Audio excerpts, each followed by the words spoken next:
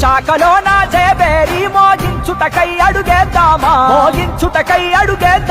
YCP జెండలా ఎగరేస్తూ ఝాన్సమ్మక గెలుపును ఇద్దామా విశాఖలో జగన్ ఒకటే చెప్పారు, ఏదైతే ఈ రోజు కులం లేదు, మతం లేదు, ప్రాంతం లేదు, పార్టీ లేవు, అతీతంగా ఈ రోజు వాళ్ళందరూ అర్హులైతే వాళ్ళందరికీ సంక్షేమ ఫలాలు అందించమని చెప్పి మార్చగా గరీబు గుడిసెలో వెలుగాయే, ప్రగతి ఎజెండగా పరుగులు తీసే ప్రజాభివృద్ధి తను తలిచే, గాయపడ్డ బ్రతుకులను మార్చగా గరీబు గుడిసెలో వెలుగాయే.